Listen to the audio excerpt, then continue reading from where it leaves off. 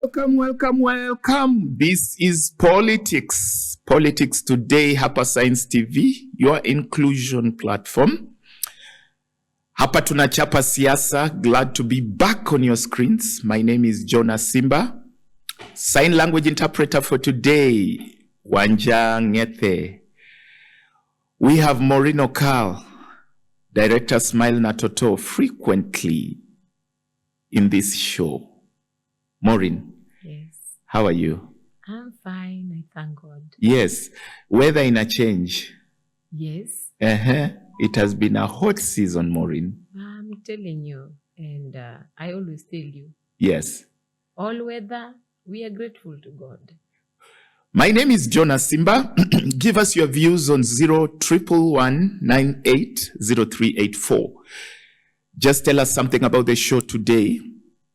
Yeah, we follow your comments. Yeah, so keep commenting on these shows. 0111980384. We had a guest last week. Mm-hmm. Yeah, and some people commented interestingly. So, karibu Maureen. Karibu sana. Yes, being a party alive in Kenya is no joke. Okay, Papa wa Roma, Moses Wetangula mwenyewe, will tell you that Ford Kenya is the oldest party. Yeah, Francis Atwoli, Shenzi himself will say KANU is the oldest party.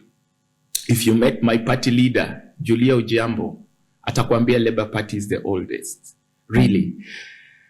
ODM, oldest, biggest. Kila wakati wakiongea, unasikia wanasema, this is the biggest. In East and Central something. I hear Limpopo somewhere. Limpopo. Are they right in saying that? I don't know which ODM are you talking about? Okay, I'm struggling to hear you. I'm also struggling to understand you. Okay. Because as it stands now, we have ODM 1 and ODM 2. So sijui unaongelelea ODM gani? I'm talking about Chungwa, the one orange. Oh, the Babas. Yes, the original ODM. Okay, so fine. Let me just try to, nilikuwa nimeenda mbali sana. mi nilikuwa kwa the new born ODM.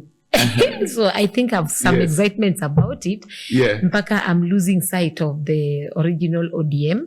But again, we now let's pretend that we do not have any new ODM around. So we are just talking of ADM and imagining that maybe it is because Baba is there. Yeah. Yes, it has been the oldest party. And it did very well. ODM iling'aa sana. Very democratic, very vibrant. Yeah. Having Kenya as a whole. Sharing their ideas. There was freedom of expression. We got it so well in Kenya because of ODM. Yeah. And you are also talking of these parties that you've called, the KANU. You're trying to just imagine the ages Ford of Kenya. Yes. And something just came to my mind that seasons come and seasons go. And therefore we cannot insist on something whose time has come for exit. You know, Maureen, even before you say what you are about to say, when Baba died, we were with you in a show here. Yes. And I can't forget it. It was last year. Baba died last year, right? Yeah, it was last year. Of, October last year. Yes. And something like a month after, you told me, these guys don't look... You remember when walikuwa wanaenda kwa train, they were going to celebrate ODM something. Yes, I do. Uliniambia, they were even traveling with the DJs and they looked like they were yearning for a party. You told me these are like children waiting for the spoils of their father. Yani walikuwa wanangojea tu mzazi atoke. Wagawane shamba, wagawane malori, wagawane mali. And it looked funny the way you put it. Yes. Is it now coming out that exactly what you said is what we are seeing happening? You see, that time I talked with a lot of concerns. Because I just thought that after maybe you've lost a very important person that has held your family together, you don't go immediately into wallowing, into partying, and you don't forget that fast. So they forgot so fast, and I think that is why they're losing it now. And again, maybe the celebrations were because they knew that, oh, baba ameenda, tutafanya kenye sasa tunataka. Tutafanya vile tunataka, tutajitawala. We have now been put in an environment of chaos.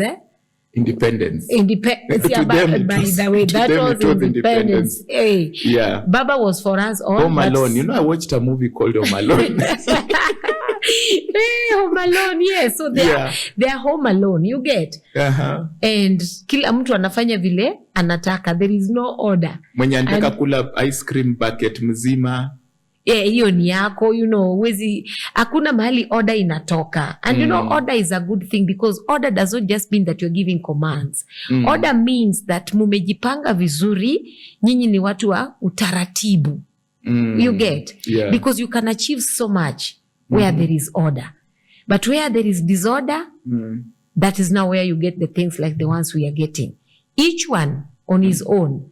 I always like referring to the Bible, which tells us that you strike the shepherd and then the sheep will scatter. So that is what happened when God aligonga Raila. Yes. God, ODM was done. When Baba was called home, Yeah. You always rebuke me when I say that, but that is now what I believe. I don't rebuke you at all.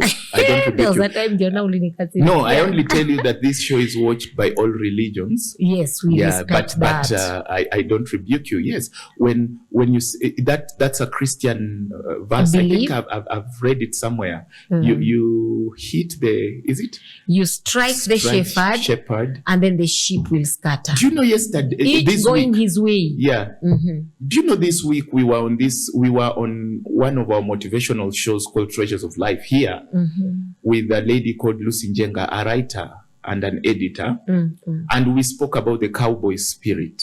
And that cowboy spirit, we mentioned a lot about the spirit of a shepherd. I can't forget what she said, because it's very much what you are bringing out again.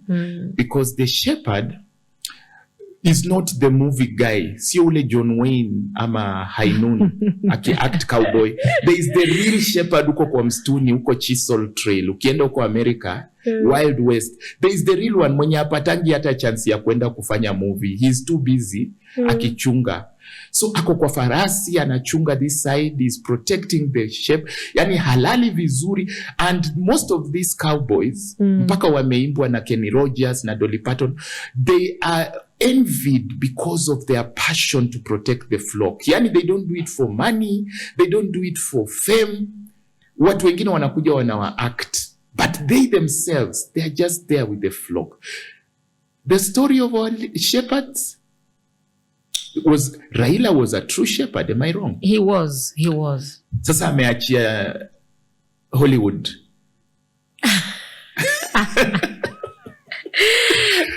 What are we left with now?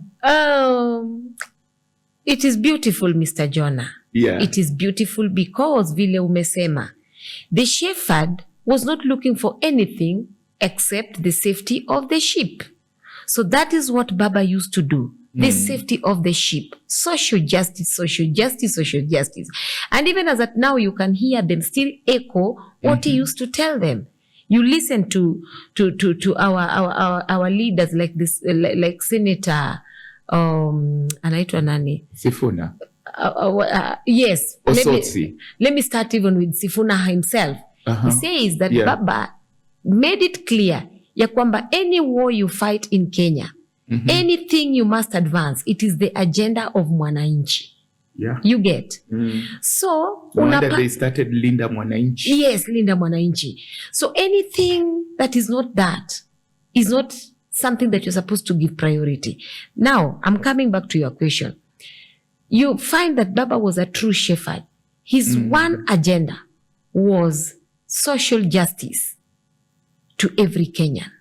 And then the other people that were hanging on his coat, we do not know their intentions, because all that we know, Mr. Jonah, is that what they did, these are people that have made Kenya to be where we are today. As in, Kenya is doing so poorly because these people did not have the vision of Baba. They didn't have the cry of Baba's heart. But because Baba had to work with people anyway, anybody who came and looked like that maybe Baba naweza kukusaidia ku advance this agenda, Baba welcomed them, but they became a disappointment. Look at even our counties, Mr. Jonah. Pathetic. All these years with devolution, the counties are still poor. Okay. Very simple things that can be found are not working. Look at even Nairobi itself. Things are not working. Taka peke yake in town, in estates, you will be shocked. Why is that happening? Because the people, Baba had a good intention. Baba had a cry for a safe Kenya for every Kenyan child. Tomorrow. And again, fine, thank you. Kidogo tu. Unapata where Kenya has always wanted to be, where Kenya has longed to be. How many years are we after independence? Over 60. But Jonah, Kenya has never advanced. Anybody that comes and teams up, anybody who came and teamed up with Baba, they were jokers. Walikuwa wanakuja pale kutafuta pesa, kutafuta mali, kunyang'anya wa Kenya mali yao. Unaona? To get power. After you've gotten power, then what next? Because power will now put you in those tuseme treasuries za Kenya. Unaenda unapora pesa pale, unajitajirisha, alafu Kenya bado inabaki kama iko tu pale pale. Today we are talking of devolution that we are not even seeing much that it has done. Yeah. All these years, Mr. Jonah. So ndio nakwambia kwamba Baba was a very good shepherd. But the people that were coming to hang on his coat, wale walikuwa wanasema tupeleke Kenya mbele. Hakuna mbele Kenya imeenda. You get? And that is why unapata hawa watu waliweka jam. A very serious jam. Do you know what happens when we have jam in town? Even if you have jam just at the gate here. Yeah. It means ya kwamba watu wenye wako nyuma hawezi toka until the first person mwenye ako kwa hiyo jam at that time hawezi kutoka. So these people, all these years they have held Kenya hostage. They are the leaders, I keep telling you here, that keep rewinding themselves and doing nothing for Kenya, such that hakuna mwingine uwezi toka huko nyuma kwa sababu ameweka jam to come and just do something different for Kenya. And that's why I thank God that we are having a new generation coming up and saying we are going to overlook mambo yenu yote because imekwanga ni kulinda matumbo zenu, you get, keeping power so that nobody can come. It hurts me, Mr. Jonah, ya kwamba nimeweka jam alafu we are rotting, the whole nation is rotting, lakini pia sitaki kutoka. Okay. So the nation is actually sinking because of these people. No. And that's why I kept telling you that they are going to exit by all means. You see, another means of exit has come, that the Sifuna-led generation has come out and is saying, no, we think we have given you more time to do, but we have tried you, we have tested you, and we have proved you to be untrue. You get? Is that why they were booed in Homa Bay? Were they booed in Homa Bay? Of course, yes. That wing, I know you're talking about the Oburu, Gladys Wanga, and the rest, that team. Yes. Yeah, people, they were talking and people were shouting, Babu, Babu, Babu, Babu. Yeah. And which is not bad. Right. You get? Right. It's just that this is a very serious communication. Remember, even when there were demonstrations in Kitengela, right, the whole nation came out, Mr. Jonah. Who got them out of their houses? What these people are speaking, it is not the voice of Sifuna. It is the voice of Wananchi. And you know, history has it that people love to be led. So when Gen Zs came out and voiced their concerns, right, they were silenced. But remember now, the Gen Zs are up again because you silenced them at that time. Unaweza kasirisha mtu, uchokoze mtu, ufikiria kwamba ameogopa. Lakini ile kilio cha moyo wake bado iko akipata nguvu tena. Remember even our national anthem, the first word in the national anthem when we sing it in Swahili, inasema Mungu nguvu yetu. So Mkenya anajua ya kwamba kuna Mungu ambaye ni nguvu yake. You understand? Right. So when you get somebody who can tell you ya kwamba this is the way people used to follow Baba, because people believed in Baba, because Baba believed in the people, is what we are seeing working out today. And I would say that is just God. Gen Z's tribe wakashtuliwa, lakini tena bado kuna hiyo how do I call it? Okay, kufufuka. There are two wings. But the same spirit. Perfect. It cannot be silenced. Perfect. There are two wings, so you have agreed within ODM. That's why you are asking which group. Yeah. Of course, the one that is holding Oburu, they are saying Linda ground, and they are for talks with UDA. There is the Linda Mwananchi, which has the Sifuna, Babu Owino. It is suspected Winnie Odinga is also in that, followed by probably Ruth Odinga. Nobody knows where Ida stands. At least she's quiet. But then Orengo has been seen with this team. Yeah. It is also suspected Anyang' Nyong'o could be with this team. I'm also there. Okay. Fine. So let's go back to the things you said about Nairobi. You spoke about takataka, and there was a signing between President Ruto, the executive, and the county of Nairobi. And I heard it from the president himself saying that nasikia kwamba Friday wanataka kufanya protest. I've not heard that from any other source about that protest, but I heard it from him speaking in one function. Protesting that signing. You've just spoken about takataka and sewage. I'm amazed. Let me ask you about drinking water for a minute. Where I come from two different places within the city, two corners, outside Nairobi. One place, you can refill water, 10 liters water, you refill it, drinking, pure water, soft water, at 40 shillings, at 40. 20 liters at 40, Bob. 10 liters, you refill at 40 shillings. Yes. While I saw there is a norm in the towns of 100. You come into the city, it's more expensive. Drinking water is quite an issue. Now that you've spoken about takataka, you've mentioned sewage and water. What have you got to say about this deal? Don't you see like water and sewage problem is going to be solved finally? Jonah, allow me to just speak the truth. Please do. Yes. This is treasures of this is politics today. Hapa tunachapa siasa. Please do. Allow me to speak the truth. I don't see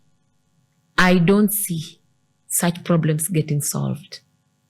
Why? Because these have been perennial problems, and whatever ulterior motive that the national government and the county government of Nairobi has, tutakuja tu kujua. Sometimes some things are done in secret, agreements are made in secret, then they create those policies and uko chini alafu anakuja unaambia wananchi tumeagree. Did you hear of that sewerage system that is going to be so big a small car could drive inside? Can the county of Nairobi manage to build such a facility? It only can be managed by the executive. That is the wonder, Mr. Jonah. Nimekuambia. Right. Sahizi, there is nothing good that is going to come out of that union. I am telling you the truth. Why? Jonah, why are we pretending? Nilikuambia kwamba Kenyans have a very brilliant mind. Right. Kwanza watu wenye wanajiita leaders, they have very brilliant minds, Mr. Jonah. But those minds are so corrupted. Wanaenda wana plan kitu inaletwa public display. You get? Right. You buy it, some clap, some people like me, we are a bit ish. We don't just take things at face value. Okay. Yes. Then after that, unakuja kusikia, boom, this has happened. Money has been siphoned through this. Just the other day, right, I was so shocked that, why am I forgetting again? Anyway, let me just continue. No. There is a county just the other day that was being investigated. Okay. Ati wametengeneza barabara, barabara that is supposed to be done by national government. Tena, there is a duplication ya county government. All these people are using this same barabara kutoa pesa. So my fear in this case is this. Yes, umesema ya kwamba umepeana, mnasaidiana kazi. Hiyo kazi yenye national government itakuwa imefanya, si watakuwa wametoa pesa ya kufanya kazi. That's you okay. get? Yeah, we are utakuja kusikia ya kwamba the other party has also withdrawn the same money. So to me, these are just ways za kupora mali ya Wakenya. You mentioned I'm just thinking. You mentioned something about this older group fighting for power. Did you mention that? Yeah. Have you heard about the battle for the deputy presidentship in Kenya? Yeah. Speaks of something? Struggle for power? Linda Mwananchi? Is that how to Linda Mwananchi going for the deputy president's seat? Not at all. About serious stuff. Our sign language interpreter is Wanja Ngete. Yeah, my name is Jonas Simba and we are with Maureen Okal. And this is Science TV, your inclusion platform. Keep watching. Now, Maureen, karibu. Are you there? Asante. Yeah, Asante. yeah. So welcome back. This is serious. No toasting on anything. Okay? Yeah, this is serious stuff. So I thought ODM was a party people could celebrate, but you say there is nothing you see to celebrate there about Maureen. And we were discussing a few things, including the clamor for the deputy presidentships by ODM, the largest, the biggest party. Is it south or north of Limpopo? I always hear that word. Is it south or north of Limpopo, west of whatever? Let me tell you, Mr. Jonah. Yes. When I look at ODM, the ODM that Baba left, yes, and I'm looking at them wanting to take the DP's seat, naona ni kama ni wachokozi. Okay. Yeah. Of course, I know that is I don't know if that is what Honorable Oburu was talking about, that it is a public seat. But again, I was thinking, no, you people are wrong. Because you can only take the DP seat if you worked together with the UDA party to make the government. Because you see, they only came to support, and that was because of the national stability that Baba said, let us do a broad-based government. Yeah. Instead of letting our nation sink, instead of letting our children continue dying, can we just put our interests aside and do this for the sake of the nation? And that's why I keep telling you that I loved the agreement that they made with the president so that the nation could be upheld, the stability of the nation. Because sometimes you say, Jonah, look at these other nations that are that are always at war. Yeah. Look at the things that happen to them. War is very expensive, Mr. Jonah. It is. Such that if Baba could say, ya kwamba, Mr. President, we can work together for the sake of the peace of the nation. Yeah. I thought that was right. And he but said now, after that had happened, you get. Hii story ya ODM sasa kukuja kusema ya kwamba hiyo ndio kiti wanalinga. I'm thinking, from where? Mimi ni mtu wa ODM, Mr. Jonah. Yeah. Lakini si ati die hard. I was in ODM because of Baba. Look at how foolish that was. Okay.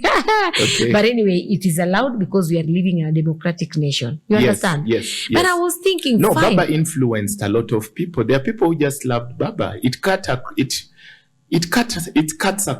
tribes. It cuts across generations. People loved Baba. Baba was an influential person. Yes. Yeah. And now, because of democracy, that is what I chose. But then I'm thinking, now I want to talk like a member of ODM. Yeah. Najiambia, do they know the kind of effort that the current DP, Mr. Kindiki, made so that he could be the one that was chosen to be the deputy president for for the government and of course wa UDA. And I'm thinking, hii ni uchokozi. Why would you want to go to somebody's home, umeenda kumsaidia, alafu hapo tena bado unaitisha a space? Mgeni you should know your place. ODM should know their place. Mgeni sikia kwanza. Unamkaribisha alafu mgeni anakuambia sasa hii ndio ninalinga. No, you will tell mgeni please bebana na uende. But there's a problem here, Maureen, that you may not really notice. Do you know milk is sweet to a pussycat? Have you ever tasted power? Let me ask you a question. Have you ever come close to power? That is the challenge here. Baba chose a few people to get into that government and help. Then they tasted power, and that was the trap. They don't want to leave it. Umeonjesha watu asali, kwisha maneno. They are trapped. They want it. They want it so badly that they are saying, hapa ndio baba alituacha na hatungatuki. So now, where is the mwananchi? Ni utamu wa power. Yeah, so that is what I wanted to separate. Walienda pale, wakafanya kazi kwa sababu ya mwananchi. And that's the way we started. It was not them. It was Baba's interest. Right. Best interest ya kwamba Kenya should not sink. Wale ni wale watoto wameshindanga wakihang kwa koti ya baba. So Baba is no longer there. And as you have said, they have tasted the power. So they are thinking, and because they know that they have been performing so poorly. That's why I told you, Mr. Jonah, that these are people, when you kwanza waliweka jam. After kuweka jam, we have tried them, tested them, and we have proved that they are not good. You get? Right. And they have seen that mwananchi alikuwa tu anaogopa baba, anaheshimu baba, ndio maana we would let them hang on baba's coat. They get to power and then they do things that were not even anywhere near the heart of baba. Right. These people were a disappointment to baba, for your information. Right. Then now, after baba has left, because they are used to hanging on baba's coats, they are afraid ya kwamba very soon watatemwa na watakuwa kwa baridi. Right. So they want to now cling to this agreement here, broad-based government, right, so that the president can also hold them and keep them warm. But you see, they are doing that at the expense of mwananchi. I am not saying that there should not be any agreement between them and the president, but we do not want easy vitu za kutuforce. You are taking care of yourself in the name of you want wananchi to come along with you. I repeat, they have been tested and proved to be untrue. They have not done as well. Do you consider James Orengo consistent with this? He is. This is somebody who even refused hii mambo ya broad-based government, and he has kept it to date, which is not... Vile nimekwambia, mimi I supported the broad-based government because I did not want to see a Kenya sinking, Mr. Jonah. Remember, I am a mother. Right. I want a safe ground for all our children. You understand? So he has been consistent. And there's a matter maybe I will not go into today. Maybe we'll discuss next time. Feel free. Hapa tunachapa siasa. Funguka roho. Funguka roho. Funguka roho. Please, this is your inclusion platform. Don't inaitwaje? 0111980384. Afunguke, asifunguke. Toboa. You know, during Moi's time we said Toboa. You had that. Toboa. Now, Mr. Jonah, what I'm saying is this, Yes. Mr. Orengo made a remark one day. Akasema ya kwamba, yes, why do you tell us ya kwamba tuko kwa serikali? Tuko kwa serikali. Ati ukiona Mr. Mbadi, ukiona the people that ujue tuko kwa serikali. Na kauliza. Oparanya. Akasema ya kwamba mko kwa serikali na nani? Yule ako pale. You understand? Lakini what is happening to mwananchi? Are you the one taking the salary? Are you the one who has the opportunities to swindle money left, right, and center? Is it coming to you? So to date, I can see Mr. Orengo still standing for the people, saying ya kwamba we have to make sure that as much as we cannot all be the CS for treasury, but we want to see benefits coming from such. You understand? Right. Alafu this thing was, ilikuja katengenezwa ni kama mambo na vitu zinakasirisha sana. I don't know how to explain it today, Mr. Jonah. I have just so much that is pumping. Everything wants to come out. So let me try and bring them out moja moja. People like the Treasury CS is on record really saying, mnataka nirudi huko kwa UMP na microphone nikiwaomba hizi kura huku ndogo ndogo.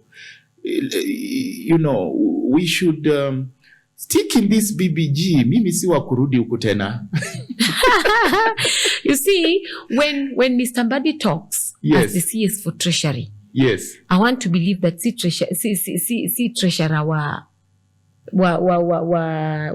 watu wa Homa Bay peke yake. He's serving the whole nation. Right. You understand? Right. So saying whatever he said, let it be, niseme ni yeye, whatever you have said about the microphone, ati anarudi kuomba hapa kura ndogo ndogo, I think that one he needs to sort it out with these people uko Homa Bay. I don't want to get into that too.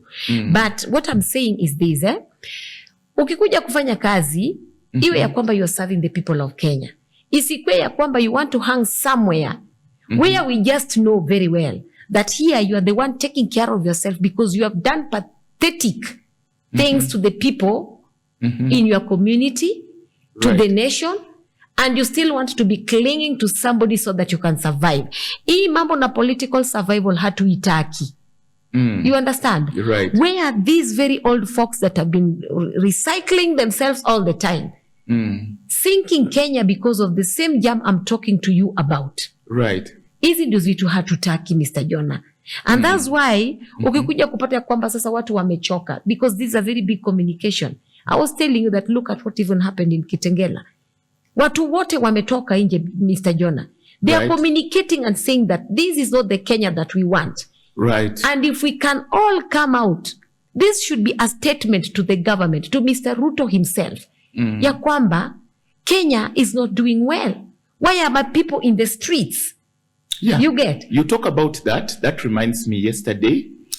Unfortunately, we had a visitor here on studio who is a chaplain, and he was counseling with a family at the airport that lost a soul because of the protests of KAA and some of the airport workers. They were protesting about different things, change of, job issues in there. And flights could not take off. Unfortunately, there was one sick person who was traveling to India. She died at the airport. Yeah, because of that. Unfortunately, our condolences go to that family. These are things which should not happen.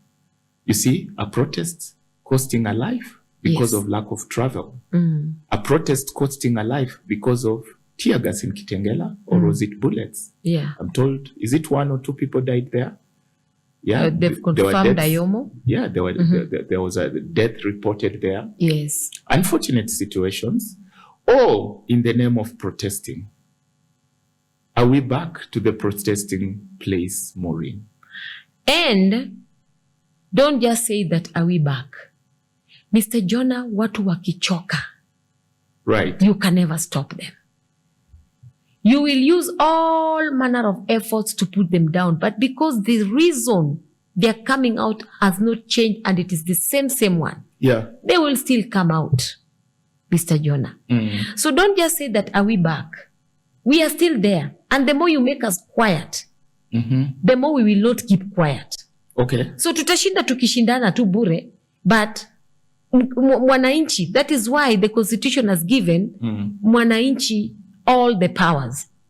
People will unite.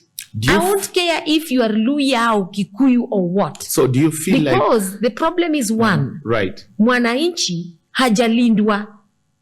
So you are talking the language of Linda Mwananchi. Of course, there I'm seeing Edwin Sifuna, I'm seeing Babu Owino, and the rest of the team there talking about Linda Mwananchi. Of course, you've said your ODM, you've claimed, you've said it. Now, the thing is this, in the name of protecting Mwananchi, you say ODM was a social justice party. Yes. Are you seeing that value still holding on? Are you seeing who has the certificate? Is it Sifuna? Is it the other group? at the end of the day, will ODM still remain to hold on to its values, or are we now going to scramble for power? That is where we are headed to, scramble for power, Right. because I've told you that the vision bearer was buried. Okay. They say that it is the owner of the shoe who knows where the shoe pinches most. Right. It is Baba who knew where the shoe was pinching him most. Mhm. These are the people, were just people that came to hang on Baba just for the same thing we're talking about, Right. power. And remember very well, Mr. Jonah, I told you more than once that political parties Right. were, first of all, before you give any other person, you had to give who? Opportunities to serve around. You're talking of loyalty. You'll start by your family, Mhm. then you go to friends, then you extend to relatives. Mhm. And those are the things that have kept us hurting. Unaelewa? Okay. Right. Because hata ikifika ni nominations, most of the times they were never a percentage, a 90% of the nominations that would be done, they were never free and fair. You get? Right. So you end up having people that have come to support you. And of course, you have a very good agenda. You have a very sincere heart. You really want to serve the people. Like now, I would use Baba, the kesi ya Baba, sindio? Right. But now the people, and for you to work effectively, Right. as a human being, you'll want people who will be loyal to you. People that you think that wakikuja, they will also make sure ya kwamba your vision is spread down to the people. Right. But unapata mtu hayuko hapo mahali we uko. Okay. Yes. Your intentions si zake. So Okay. that is why we would always end up with wrong leaders all the time. And that is why I'm telling you ya kwamba ODM and the nation today Right. expect more protest, and more protest. Yeah, but And Oburu we has told cannot that wing, be silenced. hawa watu ambao wanafikiri wataenda na ODM tunawaambia ongo. Cut that. Yeah, that really trend, by the way. You I know, he remember. said, yeah, you know, wale ambao wanafikiri wataenda na ODM tunawaambia ongo. Do you know, Mr. Jonah, Yeah. it is very unfortunate. Yes. This is something that you're supposed to take so seriously. You are talking about a nation. You are talking about people who could come out in their numbers Okay. to tell you that we are not happy as the citizen of this nation. Right. And then you stand as a leader. Unawambia ya kwamba it is just that soft. It is not a ngoo thing, Mr. Okay. Jonah. Okay. This is a communication that must be treated with the respect and the what do we call it? Wait. With the weight that it deserves. Okay. Because I'm sorry to say this, I didn't want to say that, but let me just say it.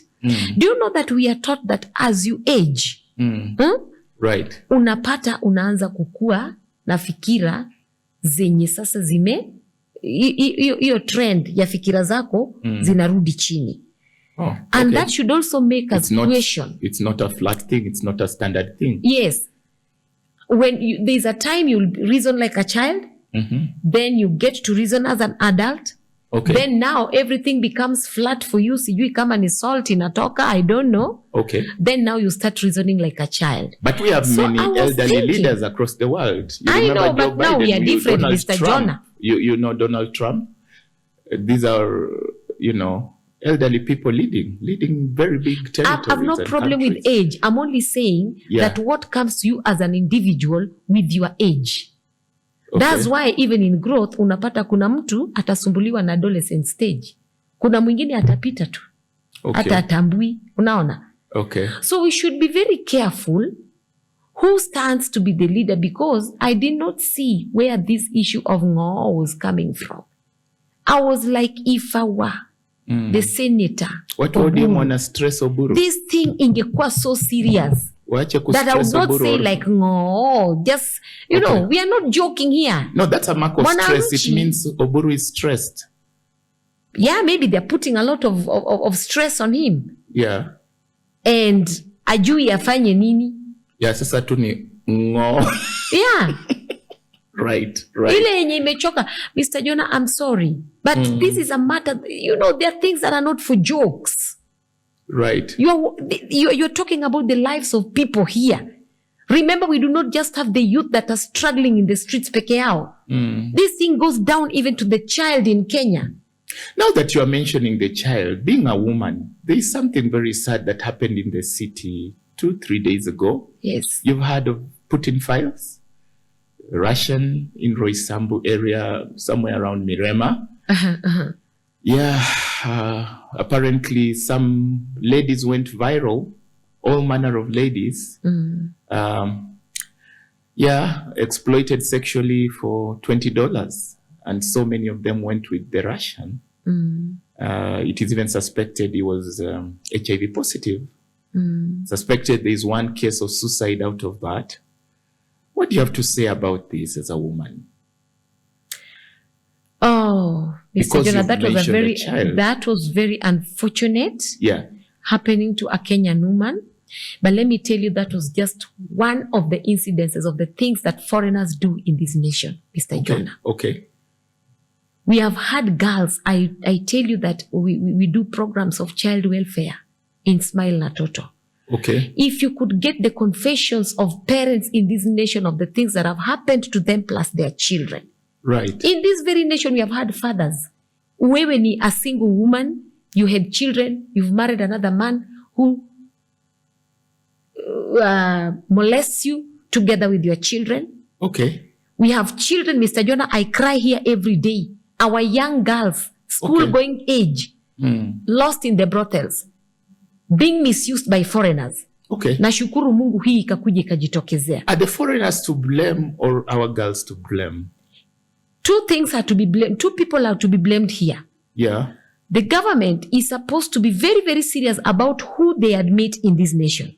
True. Because that is one way of protecting a Kenyan citizen. Right. We have had foreigners who even come employ Kenyans and beat them. You have seen such things. We have had foreigners who come, unachukua mtu unaweka anafanya kazi kwako, unasikia alirushwa kutoka kwa ghorofa amekufia hapo chini. Maybe that's why Isaac Mwaura spoke, the government spokesperson. He's a person with disability. Yes. He spoke and said the government is directing the Ministry of Gender, and Social Protection, something like that, to tighten laws around GBV and sexual exploitation and something like that. And it reminded us of the report that came the other day. You remember after the issue of girls being killed, there was a lot of femicide. Until the president organized for Nancy Barasa and her group to do some kind of report on the status of gender-based violence in the country. They released the report. Any impact? This has happened after the release of that report. Any impact? Mr. Jonah, these are things that when we have sat, not me. Yes. The people responsible. Right. They sit, a need arises because we'll always have needs in the nation. Right. We'll always want to have things happen, and then from the things that have happened, needs arise, and now we want to take care of the needs. So in Kenya, one thing that we do so poorly is that we react to situations. Okay. And the main reason of reacting to the situation is sisi tumeona ni wapi pesa inaweza porwa. Oh boy. Yes. Let us talk about these things. Saizi usikie sijui disaster iko wapi. Was money given for the release of that gender-based report? So after you have done a lot of it. Yes. Then after the money had been given, who has been protected with these things? Okay. You understand? Many of these women who were exploited by the Russian, actually he was using Metro something. It's called, those glasses are laced with Metro dash. I don't know what that is called. Not so much known in Kenya, but the women in Ghana, apparently he did the same in Ghana. There's a lot of outcry in Ghana. One woman in Ghana noticed the glasses, and that's how she refused his advances. But the women in Kenya could not notice that glass, that it was a recorder. Even during the exploitation, he would always have those glasses on. you know.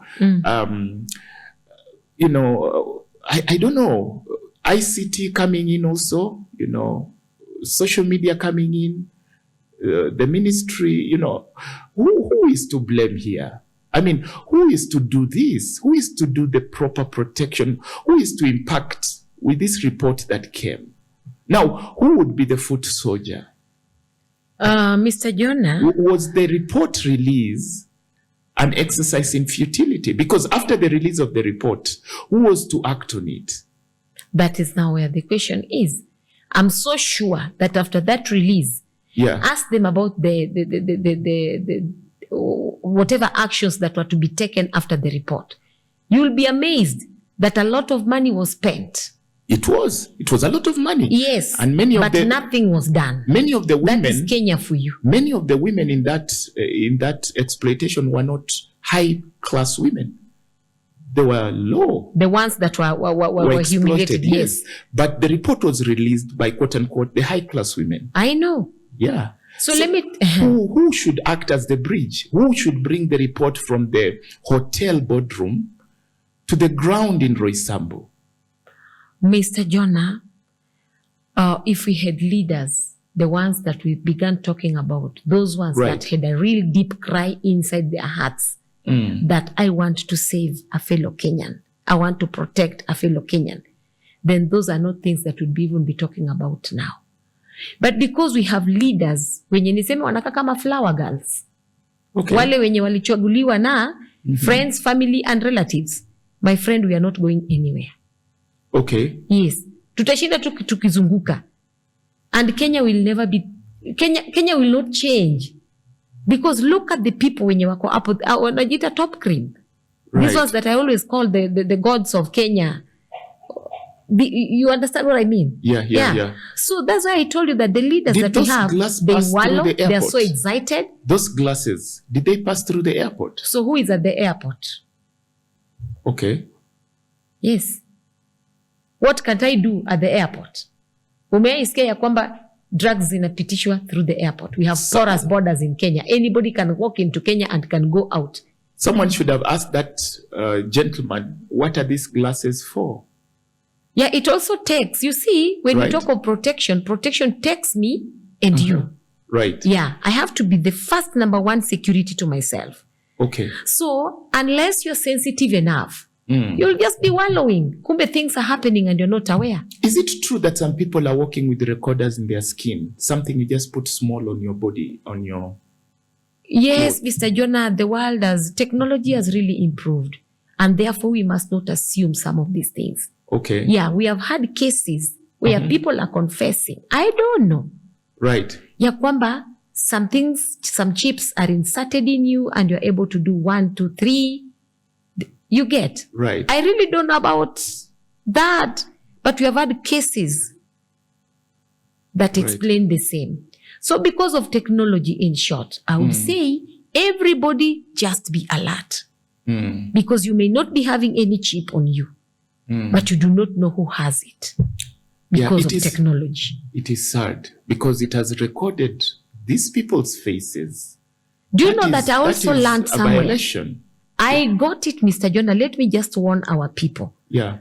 That technology has advanced so much. Right. That even there are a group of people that have been mentioned, I read somewhere, that are even planning now to bring chips and insert in our bodies. That the phones, these normal phones that we are using, itafika mahali sasa kuna phone kwa mkono yako, nini, you know, these things are inserted in your body, and if I want to talk to Jonah, the gadgets are in my body. You can imagine the damage that thing can do to people. Right. You understand? Right. So technology has advanced so much, but some of these things that happen because of technology are destructive to human beings. Okay. So tubaki tu tunaomba tu Mungu atuokolee mambo mengine. Yeah, and certainly that person should be found.